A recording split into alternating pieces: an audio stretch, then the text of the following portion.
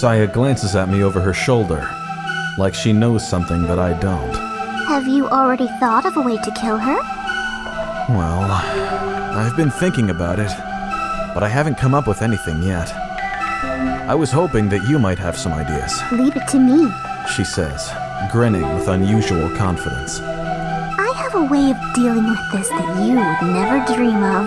It's as good as done. Really? Okay, it should be about ready by now. Saya says, her voice full of anticipation. She rises from the bath, her naked body glistening through the steam. Come on, Fuminori. I have something to show you. Close your eyes and don't open them until I say so, okay? Okay.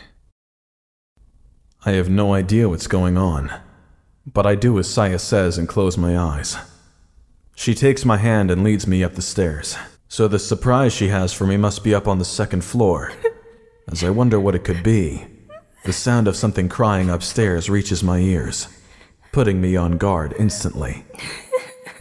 Saya, is there something... No peeking! She admonishes me, then strokes my arm soothingly. Don't worry, it's nothing dangerous. All right. The voice gets louder and louder as Saya leads me up the stairs. The unmistakable sound of a person sobbing miserably is coming from the bedroom, telling me that Saya has let someone else into our home.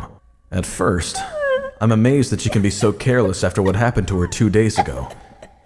But then I realize that something is strange. I hear someone sobbing in misery. Isn't Saya the only one whose voice can carry such clear emotion to me?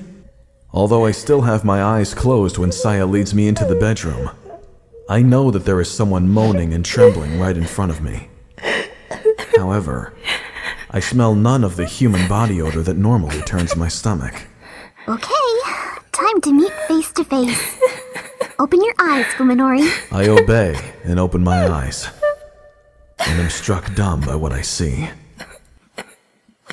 Tsukuba Yo is lying on the floor in the fetal position, without a scrap of clothing to cover her shivering body. When I first lay eyes upon her naked flesh, I am entranced by the sensuality of her generous proportions, far more mature than I would have expected from her usual pure and innocent appearance. Wait, forget about that. Why is she in my bedroom, naked? Moreover, why is she... Well, Fuminori, how does she look to you? She's beautiful. But why can I... It doesn't make sense. There's no question that the naked woman in front of me is the Tsukuba Yo whom I remember. She isn't the putrid creature whose attentions I found so unbearable after the accident. My senses recognize her as the human that she is. What? How? I still don't understand what led Saya to choose Yo, but even more incomprehensible is what she just said. She changed Yo's body? Don't you remember what I said the other day? I can mold the bodies of other living things. It was a big change this time, not like the little tweak I made to the man next door. But this is how my abilities are really meant to be used. This was my first time doing it, though. Is this really Yo? It might be a strange question, considering that she looks exactly like Yo. But I know better than anyone that she's not supposed to look like herself to me. Yo finally notices my presence and turns her head to face me. I can see a faint glimmer of recognition in her glassy, unfocused eyes. It's the way Yo used to look at me. How could I forget? This is far beyond mere cosmetic surgery. Once a twisted creature unrecognizable as human, Yo is now the very image of human femininity. There is no similarity between what she was and what she is. Which means that Yo has become something utterly inhuman. According to Saya, she has become what Saya is. No one on this planet knows more about the anatomy of Homo sapiens than I do. Saya declares, her voice filled with pride at her first creation. I've studied a lot, after all. Studied? How did you learn this? Who taught you? When? Where? She couldn't have learned it from Professor Ogai. No teacher on Earth will be able to impart such knowledge or skill to Saya. This is far beyond human capabilities. Come on. Don't you remember what you've been filling me with every night? Saya blushes in embarrassment. That's like a blueprint for the human body. I can decipher it, and then I can bend it to my will. What is she? Really? I've accepted that she isn't human, but there's more to her than that. Saya is something that far transcends my species. It was my first time, though, so it didn't go as well as it should. When Saya approaches, Yo trembles in terror and tries to crawl away, but she's only able to flail her arms and legs wildly.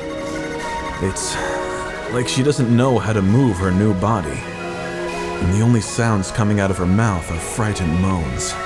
She can't talk? Yeah. Saya sighs, shaking her head regretfully. Unfortunately, her mind seems to have broken. It did take a whole 20 hours for the change to finish. I feel a little bad for her. She must have suffered a lot. Yo looks up at me pleadingly, as though begging me to save her. She's no longer able to ask me for help, though, or even call my name.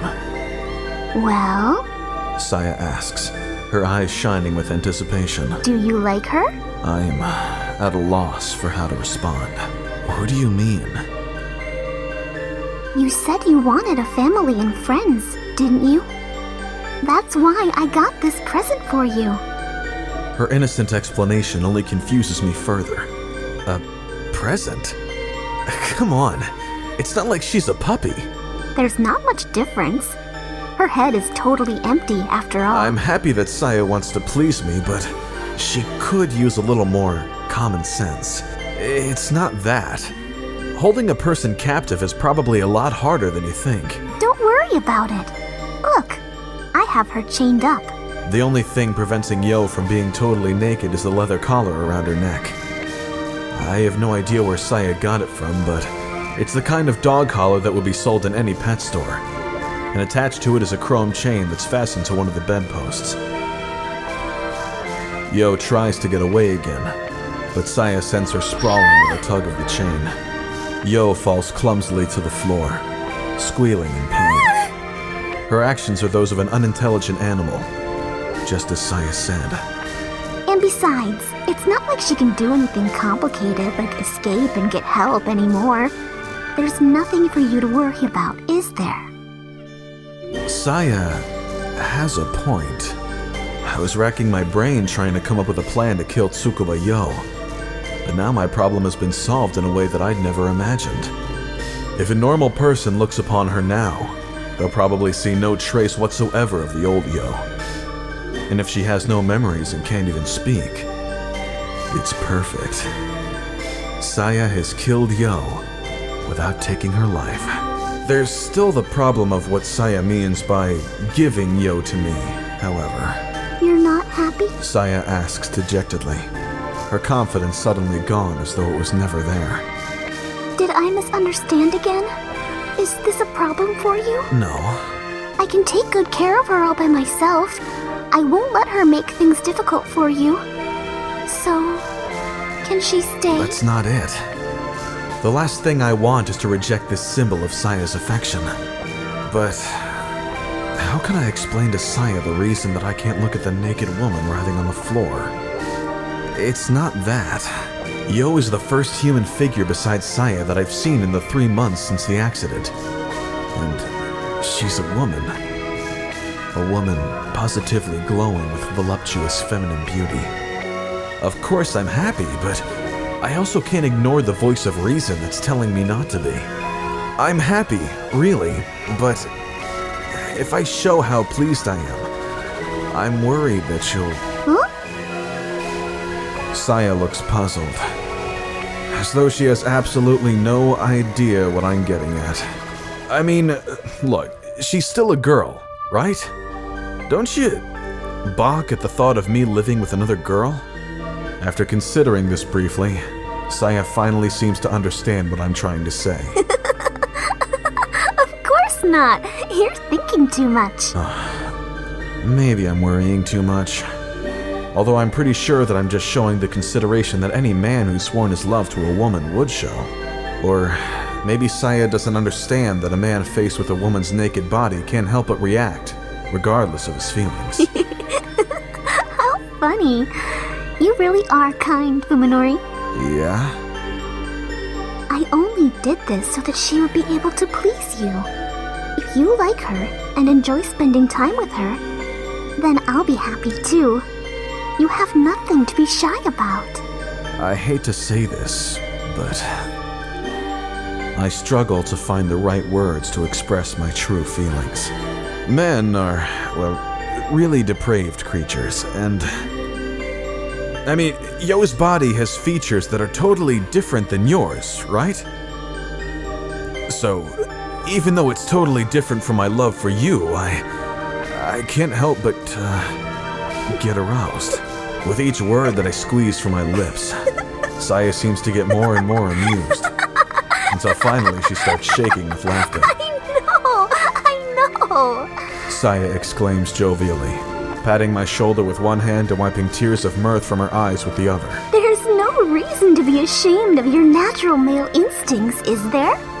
If you're really that worried, let me join in when you play with her. We can enjoy ourselves in ways that we couldn't when it was just the two of us. Okay? Are you sure? I ask again, as though trying to force her to say no. Saya answers me with a smile that I've never seen before. It is calm. So terribly calm. And there is something bewitching about the soft set of her lips that makes it wholly unlike her usual bright, childish smile. You and I are lovers. And Tsukuba Yo is our pet. She will be reminded of that when we play with her every day from now on. I finally know why Saya chose Yo. For the venom in her voice and smile does not escape me. Although she can no longer answer, if asked, Yo would surely have chosen to be killed rather than to meet this end. I have no doubt that what she is experiencing now is a fate worse than death, which is the very reason that Saya did this to her. How wicked and terrible Saya is. Perhaps others would fear and loathe her. To me, however, her malevolence is irresistibly charming. The horrifying cruelty of what she has done to Yo is so very human. Though her shape may be different, her soul is the same as ours. When I look upon Yo's wretched form, I see the intensity and passion of Saya's love for me. For the flames that have consumed Yo are fueled by that very love. I find myself enthusiastically accepting Saya's present. Saya, do you like this pet too? Yeah, she's very pretty and feels good to touch. So, you'll be able to enjoy playing with her too, right? I don't have to hold back, do I? Of course I will. Grinning happily, Saya grabs the chain and pulls Yo to her feet. Try touching her, Fuminori. She's really nice and soft. Okay. As Yo looks up at me with teary, pleading eyes, I approach and let my gaze roam freely over her lush body and right breasts. I run my fingers through her hair, finding it as smooth as Saya's. Enjoying the feel, I continue to gently caress Yo's head. Her fearful expression softens a little.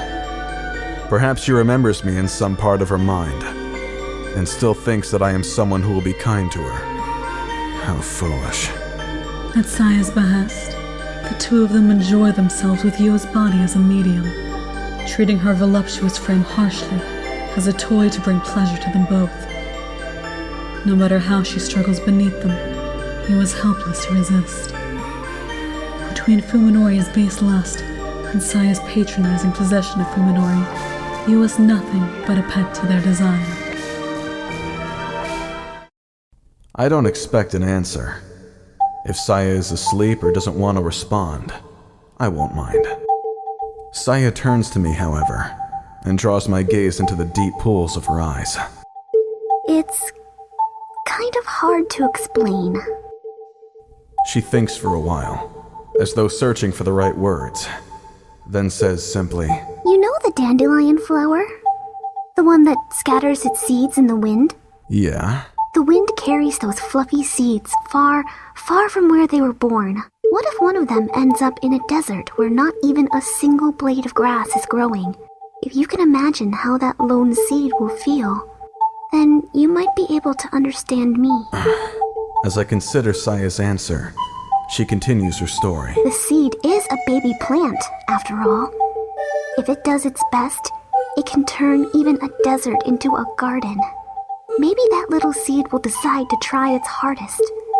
Maybe it will decide to grow and multiply so that it can turn the whole desert into a field of dandelions.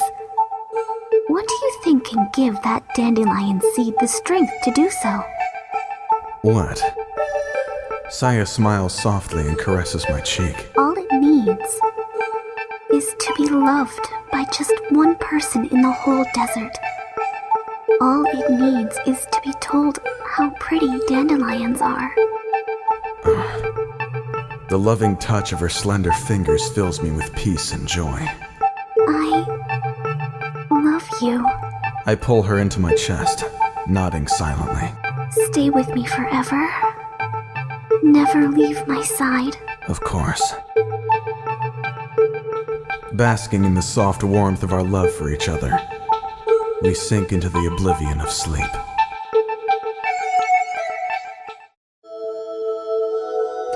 He has been buried alive.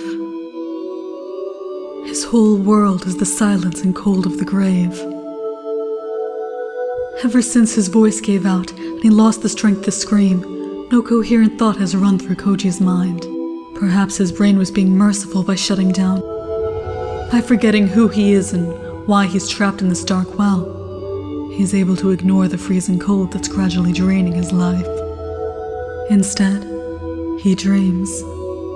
Images flash before his eyes, random, unconnected scenes from his 20-odd years of life.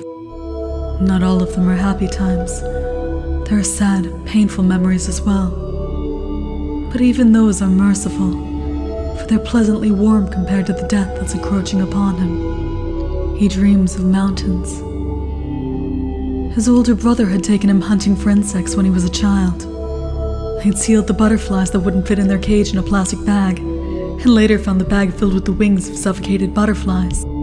He dreams of his lover. They'd met at a mixer, where he'd been the only one to realize that she couldn't hold her liquor. After she'd had too much to drink, he'd looked after her while she vomited in the back alley. They'd toasted each other with canned juice, and then... he dreams that he's diving into the black depths of the night sea. When he reaches the bottom, he looks up to see the moon shining through the surface of the water. As he gazes up at the circle of light, entranced by its roundness and brilliance, he listens absently to the distant sound of a car. Something still conscious within him tells him that this dream is wrong. Have I ever gone diving in the ocean at night before? The dots begin to connect in his mind, forming a barrier to separate his dreams from reality. What is bothering him? Of course, the car.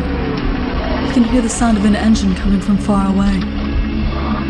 The engine noise gradually changes to a slow idling, then abruptly gives way to silence, followed by the sound of a door opening and closing. It sounds like someone drove up and got out of a car. This isn't a dream. Those sounds are real. Understanding comes like a sudden blow. This isn't the bottom of the sea, and that circle of light isn't the moon. It is the mouth of the well.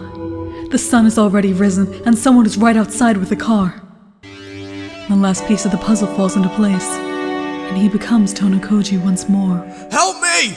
Kouji shouts, surprised by how easily his voice emerges. Perhaps he is desperate enough to subconsciously block out the pain of his raw throat. Hey! I'm down here in the well! Help me! He keeps screaming with all of his might. Soon, the echoes in the cramped well become deafening, and he's no longer sure if his screams have meaning, or if he's just howling wordlessly.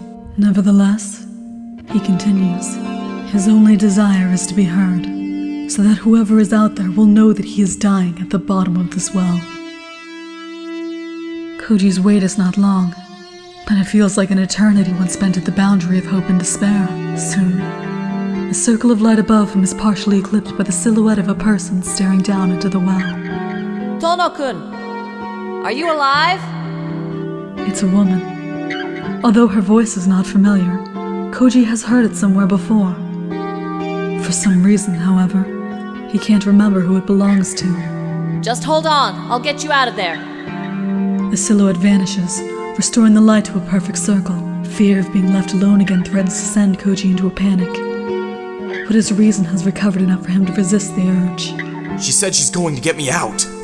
I haven't been abandoned. While waiting, he gingerly tests out his body, which he had forgotten all about until now. His joints ache, and his fingers and toes are numb, but nothing is completely immovable. Though exhausted, he's definitely still in one piece. After some time, the silhouette reappears at the top of the well. Are you hurt? Can you climb a rope on your own? No, I don't think so. Kouji lacks the confidence to attempt such a feat with his fingers barely moving. Oh well. I'm coming down.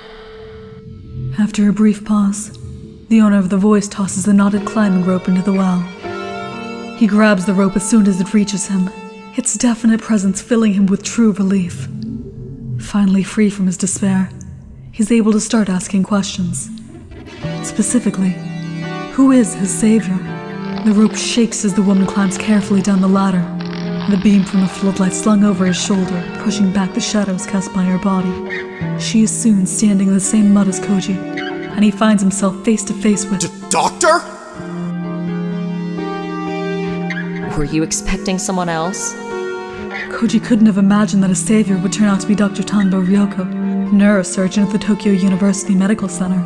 Instead of a white gown and tight skirt, she's wearing a heavy leather coat, denim jeans, and boots with no heel. Her practical clothes made it clear that she expected to end up hiking through the mountains. She's carrying not a flashlight, but an all-purpose lamp that can be toggled between a large electric floodlight and a smaller side-mounted fluorescent light. It's obviously survival gear, rather than the sort of thing you'd find in an emergency kit. You look awful. Dr. Tanbo says wryly, as she looks Kouji up and down. Here, drink this. She pulls a flask out of her pocket and hands it to him. Don't chug it. Go slow, taking small sips. It should help a little. Thank you. Walking around with a flask is like something a middle-aged alcoholic man would do. Maybe Koji's just old-fashioned, but he can't help but think that it's not the sort of item that a young female doctor should be carrying. Nevertheless, he unscrews the cap and takes a swig, and struggles to keep from coughing as the potent liquid sears his tongue. What is this? Spiritus vodka. It's good as an analeptic or disinfectant, and also does a fine job of setting certain things on fire. Her straightforward, no-nonsense tone makes it clear that she's quite serious. Kouji can only gape at the doctor with the dark smile on her face doing little to ease his confusion. Is she really Dr. Tanbo Ryouko? There's no trace of the bookish, mild-mannered doctor that Kouji met at the hospital. Her expression is now a hard mask, and her eyes are sharp and wary. In the darkness at the bottom of the well, it is possible, however unlikely, that the change in her features is caused by the ominous shadow cast by her lamp. It's not so easy, however, to explain the change in her demeanor. Why are you here? You're the one who called me, aren't you? Ryouko replies brusquely, glaring at Kouji like she would at a student who just said something foolish. I get a strange message from someone who's off looking for a missing person, but neither he nor his friend answers when I try to call back. Am I supposed to think everything's fine? No. Although Kouji still doesn't understand why she acted so quickly. It's a different part of what you just said that seizes his attention. Wait, what about Tsukuba? You called Tsukuba Yo too? I did, but she didn't pick up either. To be honest, I figured you were both corpses already. That's right. He was almost killed, and at the hands of the man whom he'd believed was his best friend all along. Anger and frustration well up inside him. He can't forgive Fuminori's betrayal, nor can he forgive himself for his foolishness. And now he has no idea if Tsukuba Yo is safe. Fuminori tried to kill Kouji, could he have done the same too? Calm down, why don't you? Ryouko says irritably, without even looking at him. Getting all pissed off here won't solve anything. If you thought something was wrong, Kouji says to her back. then you must have called the police, right? The police? Still engrossed in her examination of the walls, Ryouko laughs scornfully at the idea. So you still think this mess can be cleaned up like that, do you?